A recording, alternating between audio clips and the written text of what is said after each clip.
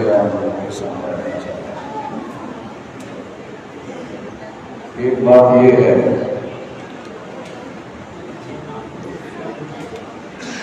कि राष्ट्रीय स्तर पर वकीलों का संगठन राष्ट्रीय स्तर के आंदोलन के लिए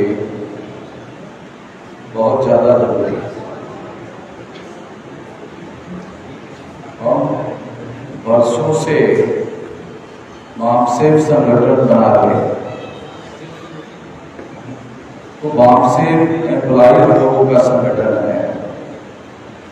वो अपनी मर्यादाओं में रहकर समाज को जगाने का और संगठित होने का प्रेरणा देकर अपने काम को आगे बढ़ाता है।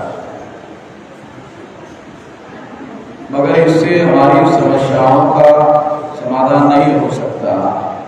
हमें आने वाले समय में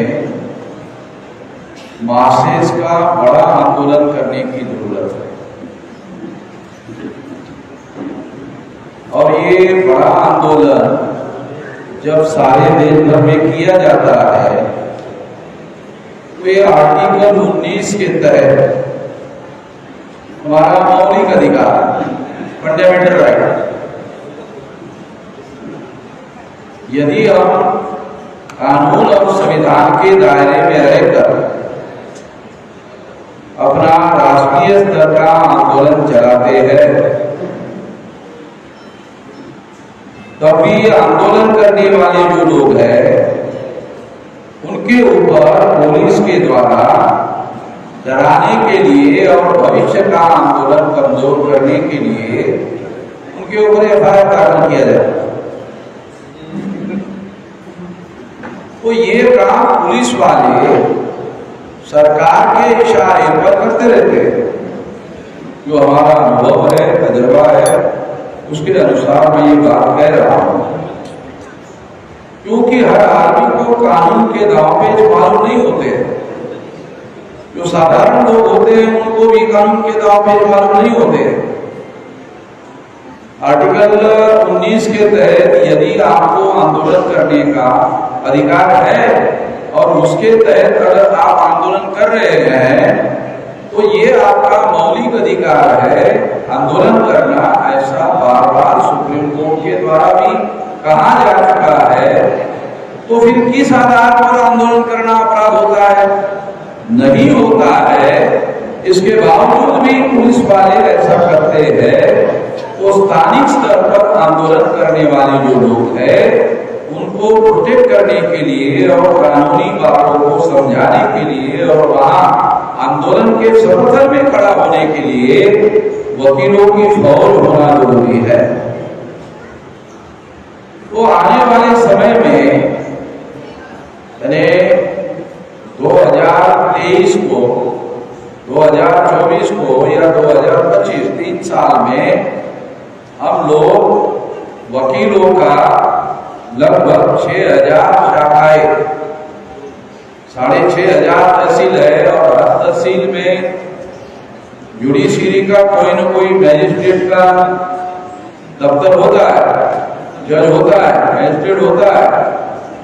तो वहां कोर्ट चलती है, चाहे छोटे लेवल पर कोर्ट क्यों न हो, चलती है। तो वहां वकील होते हैं। तो इसलिए ऐसे 6500 तहसील है देश में। तो हम लोग आने वाले 3 साल में 6000 तहसीलों में, जिलों में, कमिश्नरियों में और हाईकोर्ट और सुप्रीम कोर्ट के लेवल पर वकीलों का राष्ट्रीय स्तर का बड़ा संगठन हो। इसके लिए 3 साल में लगभग 6000 शाखाएं पहल करके, मापसेप के द्वारा पहल करके खड़ी की जाएगी।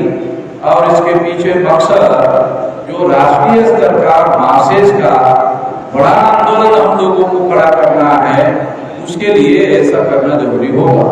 तो इस बात को ध्यान में रखते हुए इस काम को हम लोग अंजाम तक पहुंचाए। एक तो ये बात है, ये बात हमारे लिए बहुत ज्यादा आने वाले समय में बहुत जरूरी बातें हैं। और दूसरी बात यह है कि देश में जो सेंट्रल की सरकार है, केंद्र की सरकार है, और कई राज्यों में भाजपा की सरकारें हैं, ये लोग संविधान को योजनाबद्ध तरीके से सैबोटेज करने का काम कर रहे हैं। जब वो योजनाबद्ध तरीके से सैबोटेज करने का काम कर रहे हैं या ना अमल करने का काम कर रहे हैं, तो हम लोगों को निश्चित रूप से इस मामले को आने वाले समय में टेकअप करना होगा। ये मामला हम आंदोलन के रूप में भी टेकअप करेंगे और वकीलों के संगठन के द्वारा भी टेकअप करेंगे। ये दूसरा बात है। तीसरी बात ये है, वकीलों के संगठन के द्वारा चूंकि लीगल या कॉन्स्टिट्यूशनल मुद्दों के आधार पर हमारे लोगों को, जो आंदोलन करने वाले कार्यकर्ता है, संगठन चलाने वाले कार्यकर्ता है, उनका कॉन्स्टिट्यूशनल जागरण होना जरूरी है। कॉन्स्टिट्यूशन के कुछ मुद्दों के बारे में आंदोलन करने वाले लोगों का मिनिमम जागरण होना जरूरी है, जिसके आधार पर उनको डराया जाता है। अगर उनका कॉन्स्टिट्यूशनल अधिकारों के बारे में सही नजरिया तैयार किया जाता है और ये काम वकीलों के द्वारा तहसीलों, जिलों और राज्यों में किया जा सकता है, तो आने वाले समय में ये ऐसे कार्यक्रम भी सारे देश भर में हमारे द्वारा लगाए जाएंगे और जो भी कार्यकर्ता है उन लोगों को, आंदोलन करने वाले कार्यकर्ताओं को इसके बारे में मानसिक रूप से तैयार किया जाएगा ताकि उनके अंदर का डर खत्म किया जा सके, क्योंकि डर एक हथियार है। आप लोगों को आंदोलन को रोकने का एक हथियार है, आंदोलन में लोगों को सहभागिता करने का और उसमें रोकने का हथियार।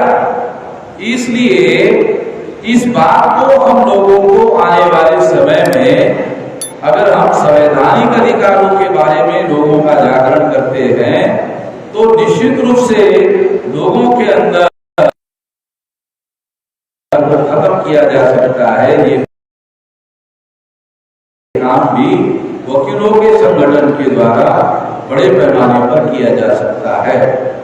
संगठन बनाने और संगठन का संचालन करने और संगठन नेटवर्क तैयार करने का ही हमारे पास बड़ा तजुर्बा हम ये आने वाले समय में करेंगे।